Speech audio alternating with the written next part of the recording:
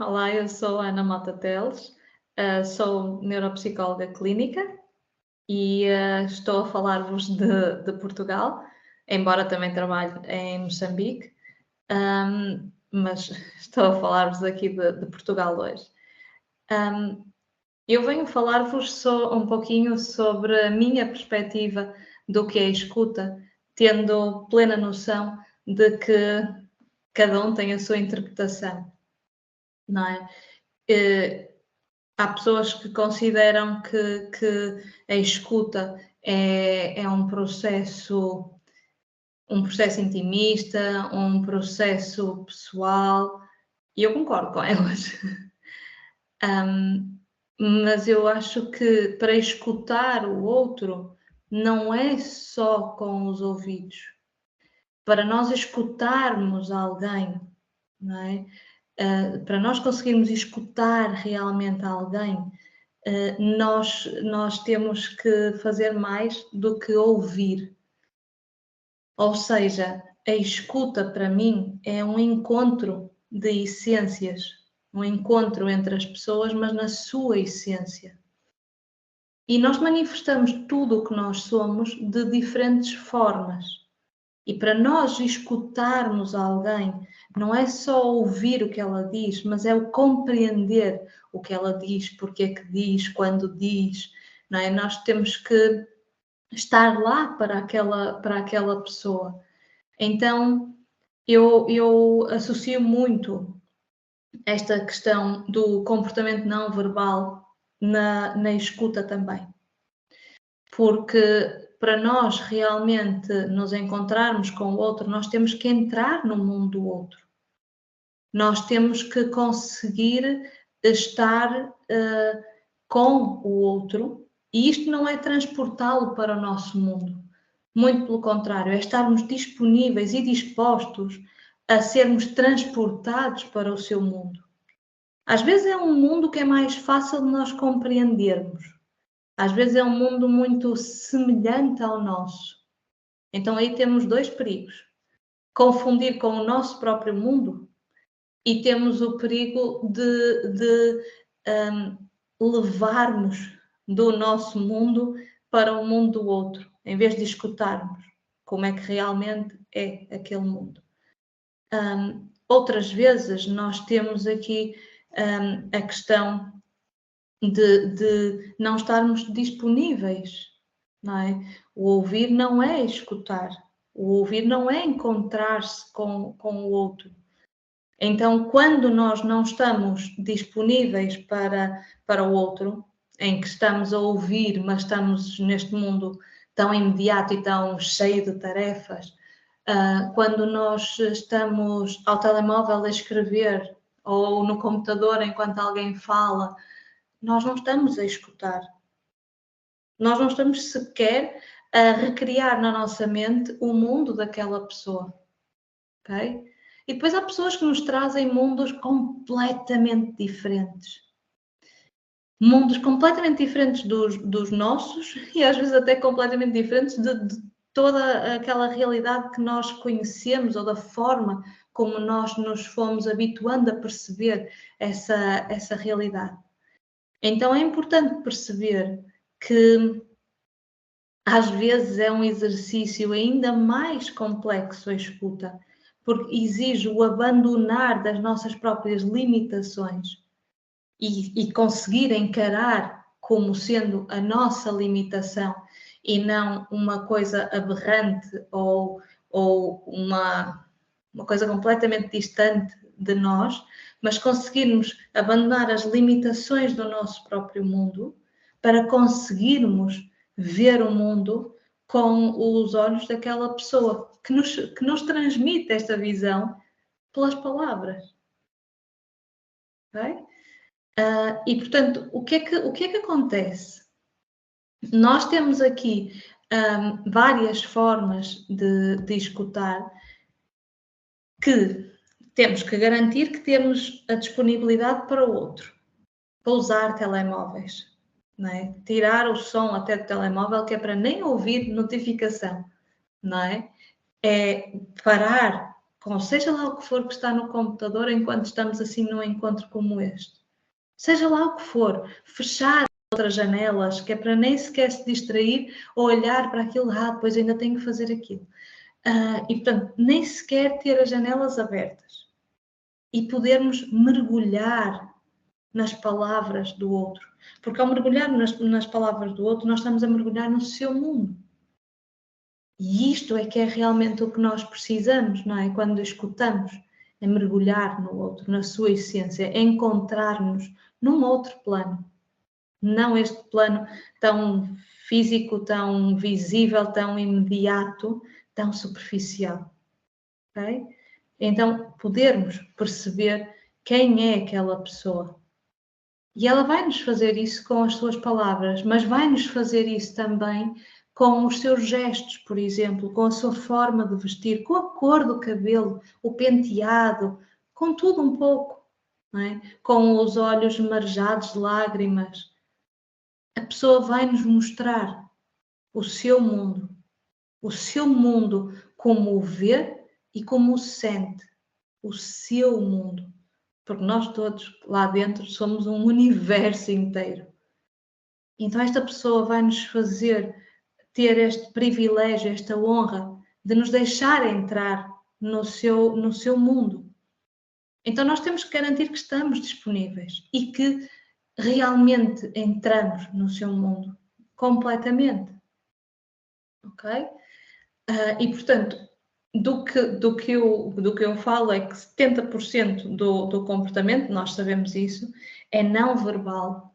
Então, para nós escutarmos o outro, nós temos que o fazer com esta disponibilidade, com os ouvidos, mas com todo o nosso corpo.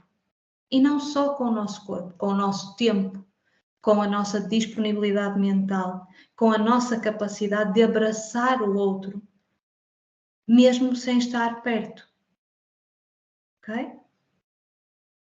Então, o que é que acontece? Quando às vezes nós dizemos ou que nos dizem que está tudo bem, não é?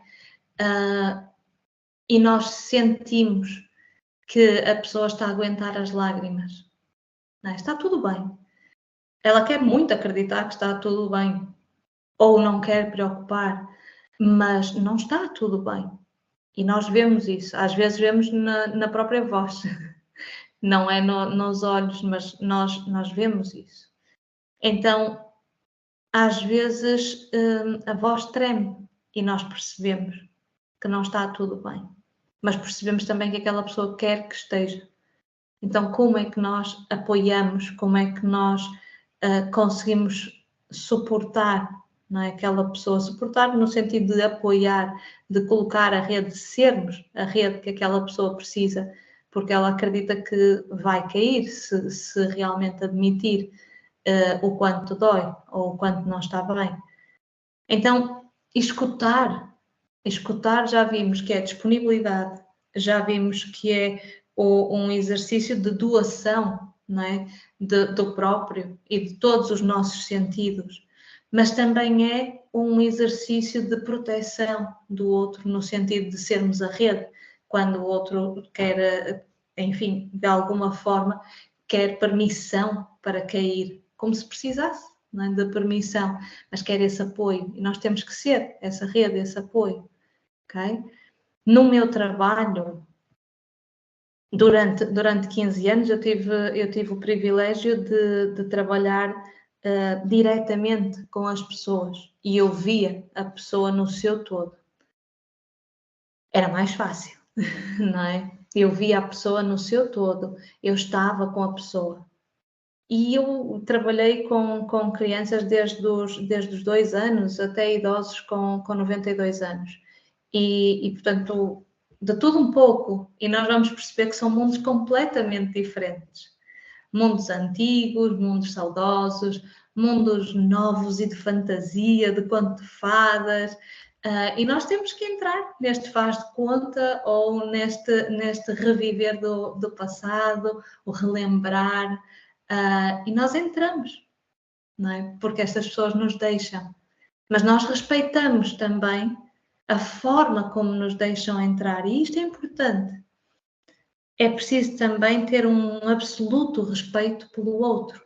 Não há mundos certos, não há mundos errados, há fases diferentes da vida da pessoa e, portanto, vamos entrar de forma diferente no mundo de cada um. Há formas muito diferentes de ver o mesmo mundo, a mesma realidade também, e nós vamos entender isto, ok? Então, no fundo, nós somos aprendizes, nós não somos detetives do mundo do outro. Nós não estamos a querer saber como é que é o mundo do outro por uma questão de curiosidade. Nós somos aprendizes, nós estamos a querer aprender o mundo do outro para poder ajudar o outro naquilo que precisa. Então é um exercício de doação completo. Completo. Nós não nos esvaziamos, mas nós mantemos-nos um pouco à parte para dar espaço do outro em nós também, naquele momento. Okay? E este é o exercício mais complicado de quem é da psicologia, que é aquele momento. Porque nós somos seres humanos e algo sempre fica do outro em nós. Mas então, o conseguirmos depois ter os autocuidados, termos as estratégias para nos mantermos a nós, voltarmos a ser na totalidade, a preencher o nosso espaço na ausência do outro. E isto é importante também, aprendermos a fazê-lo, quer a escutar o outro, quer a escutarmos a nós próprios, nos momentos em que estamos sós. E então voltamos a ser um mundo só. E às vezes nós aprendemos com o mundo dos outros, às vezes nós aprendemos a ver no outro a dor, a sentir, não é? Então, muitas vezes nós temos que perceber que os gestos daquela pessoa, que a forma como comunica, e não só o que comunica verbalmente, nos mostra como é o seu mundo, ok? Nos mostra muito como é o seu mundo. Há pessoas que não se permitem, por exemplo, pensar nelas. Se vocês repararem, depois da pandemia, não é? Na pandemia eu passei para esta nova etapa do online também. Então eu só vejo pessoas daqui para cima. Mais de metade do comportamento não verbal não é visível. Vocês imaginam a dificuldade que é quando nós estávamos habituados a ter o 100% e, se fosse necessário, estávamos ali. O gerir esta proximidade de uma forma profissional, mas ao mesmo tempo também de uma forma humana, acima de tudo humana, e à distância. E também que comecei, quando foi mesmo a parte da pandemia, atendi mais de 10 mil pessoas em ano e meio. Nem isso.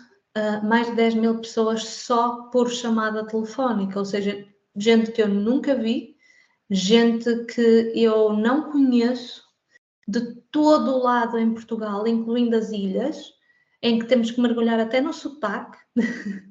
Temos essa dificuldade também e, portanto, conseguirmos comunicar percebendo que embora a língua nos una, o sotaque às vezes nos separa muito. Então, entrarmos no mundo e entrarmos nas expressões idiomáticas, as expressões que são mais daquele lugar, a forma como se exprime, só mesmo pelos ouvidos. Então, quando dei por mim, eu estava a imaginar aquela pessoa, porque me era mais fácil olhá-la nos olhos. E então eu começava a imaginar todo um quadro. Havia quadros mais fáceis de imaginar, não é? Havia mundos mais fáceis de imaginar quando não era a situação tão de emergência e a pessoa conseguia contextualizar mais. E havia quadros bem mais imediatos de imaginar, mas bem mais difíceis de emergir neles. Estão a ver aquelas exposições de arte imersiva, os quadros de Van Gogh, quando damos por elas, estamos no meio dos girassóis. Então, muitas das vezes, mesmo na madrugada, não sempre, não é? Mas eu tinha turnos de manhã e tinha turnos à noite. Mas mesmo na madrugada, muitas vezes eu via-me num cenário, por exemplo, de acidente. Eu lembro-me de uma chamada que me marcou muito, pelo grau de dificuldade, em que era uma menina de 2 anos tinha caído abaixo de um prédio. Tinha caído, estava na varanda e caiu. E faleceu logo no momento. Então, quem me ligou foi a mãe da prima, de 7 anos, se não estou em erro. Quem me ligou foi a mãe da prima, para eu estabilizar a prima, que tinha visto a prima mais nova a cair, porque vivia num prédio ali à frente, tinha visto a prima a cair e desceu as escadas com a família e viu, não é, pela primeira vez, e logo a figura de um bebê, não é? Uma criança de 2 anos não passa de um bebê, e viu a prima morta. Então, de repente, uma pessoa está em casa, calma, sossegada, disponível, sim, mas sem saber o que vem aí. E de repente está a falar com uma criança, a estabilizá-la, a falar com uma mãe, a ensinar como estabilizar e estabilizar emocionalmente as duas. Porque, como devem calcular, a tia também não estava melhor, mas o foco dela era a filha. Então, estabilizar a menina que estava com um ataque de pânico naquele momento e, portanto, parar o ataque de pânico, mas ver-me sentada nas escadas do prédio com ela. O ser capaz de, eu acredito, o ser capaz de me ver lá com ela torna-me possível também, com as palavras, pintar-lhe este cenário para que ela se sinta abraçada e se sinta lá também comigo, naquele momento. E, portanto, conseguimos estabilizar emocionalmente, deixar dicas para aquela mãe, estabilizar também a nível emocional aquela mãe, porque depois também vem aquele receio de a minha sobrinha, mas podia ter sido a minha filha.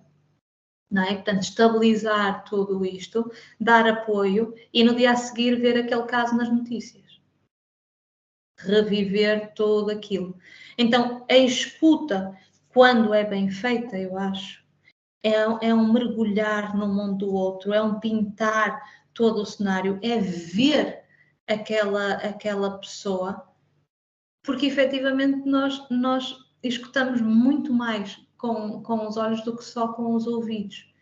E então mesmo quando só estamos com os ouvidos, o conseguir ver tudo o resto, quando nós nos conectamos ao outro. Ok?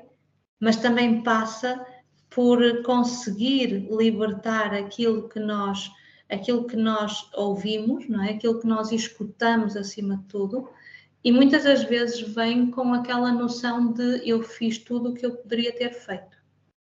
Se haveria mais para fazer, sim, provavelmente haveria mais para fazer, mas da minha parte não. Ok? Às vezes era dar a notícia a uma mãe que o filho teve um acidente e não sobreviveu no hospital. E é preciso disponibilidade para escutar o outro, é preciso ter essa disponibilidade para ouvir o lamento do outro de forma humana. Então, às vezes, tínhamos também médicos que também tínhamos que escutar o pedido deles, porque os médicos ligavam, e eram eles que estavam a lidar com aquela situação, ligavam para a linha para nós darmos a notícia à família. Não era preguiça do médico, não era por não querer, não era o médico a recusar-se a fazer o seu trabalho. Era um profissional de saúde cansado de comunicar tantas mortes. Porque se nós formos ver, e este exemplo consegue ser um bocadinho grotesco, mas vejam um bocadinho por este ângulo. Quando nós estamos em situação de desastre, até os cães da equipa sinotécnica vão vão detectando os cheiros das pessoas. Quando o tempo passa, estes cheiros às vezes já começam a ser pessoas mortas. E então eles passam o dia inteiro a identificar e a encontrar pessoas mortas. Os próprios profissionais fazem exercícios com estes cães de forma a que eles possam encontrar pessoas vivas, para que eles não desanimem, para os manter motivados. Fazem brincadeiras pelo meio, etc. Mas o profissional, durante a pandemia, tinha centenas de pessoas a falecer e não tinha ninguém a permitir-lhe um sucesso pelo meio. Então, eu não condeno os médicos que nos ligavam para nós darmos a notícia à pessoa. Nós apoiávamos os colegas e nós acabávamos por aconselhar o como fazê-lo, mas ao mesmo tempo também sem nunca esquecer de agradecer por todo o serviço que estavam a fazer também. E reconhecer todo o mérito do que estavam a fazer e a dureza de tudo o que estavam a fazer. Mas eu lembro-me, por exemplo, uma mãe, numa família eu lembro-me de etnia cigana. Então, o sofrimento daquela mãe. Eu lembro-me de ter que lhe comunicar que o filho teve um acidente e faleceu. Eu lembro-me de ter... Lembro-me de ter a família a chorar e a ouvir-se perfeitamente. E, portanto, quando dei por ela, eu não tinha um cenário só daquela mãe. Eu tinha os filhos todos e os filhos foram todos apoiar. E eu tinha a família toda lá e uma mãe aos berros, aos prantos mesmo, em pranto, a chorar, a chorar, a chorar, a gritar pelo filho. E eu não poder fazer nada, nem sequer ir ao hospital. O que na etnia cigana é algo muito grave, porque eles nunca podem abandonar ninguém. Não é? Nós sabemos que na etnia cigana, quando alguém está hospitalizado, a família toda, e às vezes são 30 pessoas, estão cá fora. E estão cá fora só por respeito às regras do hospital, porque senão estariam todos lá dentro à beira daquela pessoa. Porque é esta a cultura. E então saber e ver-me, não é? Ver aquela mulher prostrada numa cadeira, num sofá, porque já não tinha forças. Portanto, prostrada, isso é certo. E num pranto e aos berros pelo filho, a chamar o nome do filho e a chamar o filho, tudo isto, ok? Então, eu não ouvi só aquela mãe, eu escutei aquela mãe, ok? Eu abracei aquela mãe naquele momento, com as palavras. A única forma que nós tínhamos de estarmos juntas. Mas eu garanti que realmente eu estava só com aquela senhora naquele momento.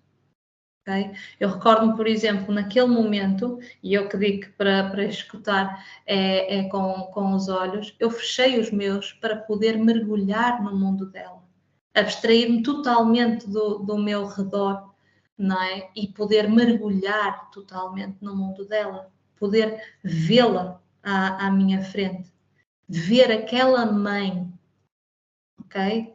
E sentir aquele sofrimento para poder abraçar aquela dor, para poder colocar uma rede nela também, ok? Então, para mim, que trabalho em situações de crise, de catástrofe, para mim, o estar a escutar alguém é estar com alguém.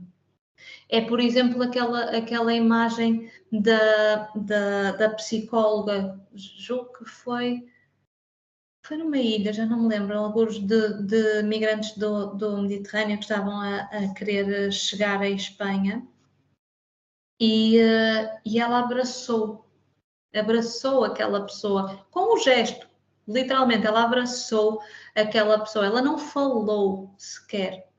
Ela não falou. Ela viu um migrante que acabou de chegar, esgotado de estar a nadar para poder chegar à costa, a ser recebido pelas autoridades. Ou seja, todo aquele esforço que fez. toda aquela luta pela sua vida, pela sua sobrevivência, ele percebeu naquele momento foi inglório, porque seria enviado para trás. Teria que repetir mais uma vez aquela viagem que coloca a sua vida em risco. E ele estava destroçado, ele sentou-se e estava destroçado. E aquela colega, que depois muito se debateu se fez bem ou se não fez bem, se foi profissional, se não foi profissional, que eu acho que foi de um profissionalismo enorme, enorme. Ela abraçou só. Ela não falou, ela não disse nada, ela abraçou. Só isto. Ela escutou o choro dele, ela escutou o sofrimento dele, ela escutou o lamento dele. Ela escutou de tal forma que ela sentiu e ela só abraçou. Só isto, só este encontro. Então, nós podemos falar muita coisa sobre a escuta, mas a escuta é isto. É o estar disponível para o outro, é o estar disponível para o mundo do outro, para mergulhar nesse mundo, por instantes que seja. Não é questionar aquele mundo, é mergulhar no mundo do outro, para poder fazer parte desse mundo naquele momento e poder estar lá para o outro. Okay? E estar lá para o outro não é com uma barreira, é com todo o conhecimento. Todo o conhecimento baseado na evidência. Okay? Mas a evidência vem do estudo desta essência do outro. Então nós não podemos recusar-nos à essência do outro só porque o estudo diz que se aquela pessoa está a chorar, então significa que deve estar assim. Não, nós temos que compreender o outro. Ok? Porque as teorias vão sendo criadas e vão sendo infirmadas, precisamente porque mantemos um método de escuta, de encontro com o outro. Vamos percebendo a realidade do outro e a forma como as coisas se vão concretizando. Ok? Então, é muito importante termos essa noção, a meu ver, de que mesmo quando nós estamos distantes, mesmo quando nós não temos todos os canais, não é?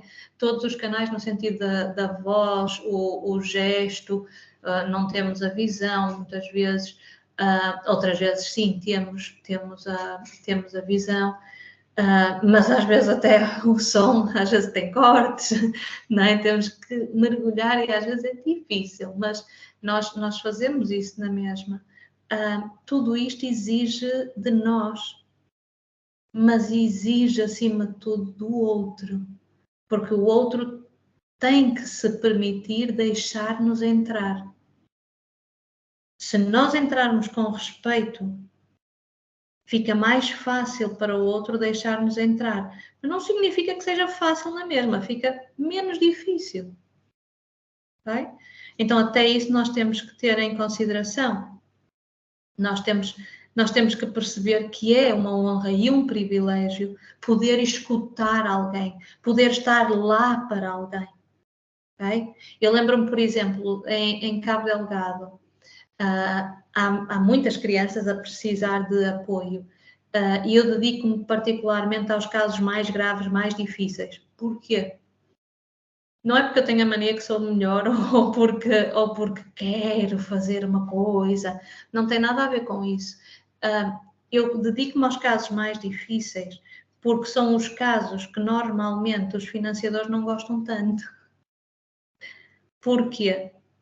Porque não permite, às vezes, e muitas das vezes, respeitar os timings de projetos. Vai exigir, quase certeza, o prolongar aquele financiamento. Porque nós não temos crianças que viram morrer os pais, esquartejaram os pais, nós não temos estas crianças, por exemplo, a terem 8 sessões em grupo e já está.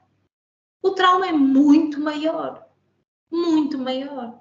Então, quando estas crianças viram todas estas atrocidades e ainda foram sequestradas, levadas por aqueles terroristas que fizeram tudo isto e agora são obrigados a encará-los como camaradas, como irmãos de armas, ok? Nós temos selfies dilacerados, completamente desestruturados.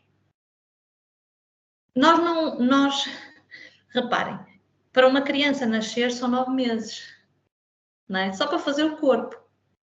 São anos, e só lá pelos 15 anos, temos a identidade formada. Há anos, mais de uma década, para formar uma identidade. Que estas pessoas pegam e desestruturam, destroem completamente. E depois montam da forma mais macabra que vocês conseguirem imaginar. Resultado, não vai ser em 2 meses que nós vamos ajudar aquela pessoa a reestruturar a sua personalidade. Aquela criança, ok? Quando nós ouvimos aquela criança a rir outra vez, a rir, não é sorrir, não é é aquele riso mesmo, aquele riso dobrado, aquela gargalhada, aí sim voltamos a ter a criança. Mas isso demora anos. Anos. Nós minimizamos o impacto, mas demora anos até conseguirmos ter a criança de volta, ok? E não é só com brincadeira, exige muita terapia, não é? No meu caso, eu prefiro o brain spotting, mas exige muita terapia individual. Então, quando nós temos estas crianças à nossa frente, elas fazem-nos mergulhar num mundo em que bebem sangue, sangue humano, em que se cortam braços e se obriga toda a gente a comer o braço do colega, do camarada, porque o camarada tinha fome e reclamou que não havia carne no caril. Ok? Implica, por exemplo, ainda antes disso, o perceber porquê que de tanta coisa, de ter sido sequestrado, de ter sido obrigado a aprender uma outra língua, não poder tomar banho, porquê que de tantas coisas, tantas limitações, tantos castigos, tinham, julgo que era 10 segundos para ir para o abrigo quando se ouvia o helicóptero, e se não fosse rápido o suficiente, a unidade era toda chamboqueada. Então, se nós sabemos que esta criança viveu isto tudo, e o problema que ela mais fala é a fome, nós podemos optar por ignorar, tipo, devias ser gordinho antes disto tudo. Podemos. Mas também podemos perceber, isto é importante para ele. Porquê que a fome é tão importante para ele? Porquê que de tudo isto a fome parece ser o maior trauma dele? Porquê? Até percebermos que ele foi um dos que foi obrigado a comer parte do braço do colega. Em que percebemos que sentir fome no mundo daquele menino começa a ser algo muito negativo, porque leva a fazer coisas que muitos considerariam desumanos. Então, se nós pensarmos que o fazer algo para sobreviver é desumano, quando é o instinto mais básico no ser humano, nós não vamos conseguir escutar isto. Nós não vamos conseguir que nos deixem transportar para este mundo e sentirmos, não é, na própria pele aquela dor. Porque a empatia é isto, é não nos deixarmos sofrer com o sofrimento daquela pessoa, mas deixarmos sentir o sofrimento daquela pessoa. Entender o sofrimento daquela criança. No caso, tinha 12 anos. Aquela criança. Ok? E, portanto, nós vamos percebendo todas estas coisas, escutando. Mas vamos escutando com tudo, não é? No fundo, o que eu vos quero aqui deixar, não é? A essência desta conversa e, no fundo, um pouquinho da minha essência é: vai com tudo, vai com tudo. Vai para o outro, mas vai com tudo, vai com esta vontade de aprender, vai com esta vontade de entender, vai com esta vontade de te doares, vai com esta vontade de escutares, vai com esta vontade de estar lá para o outro, vai com esta vontade de abraçar, vai com tudo, mas vai.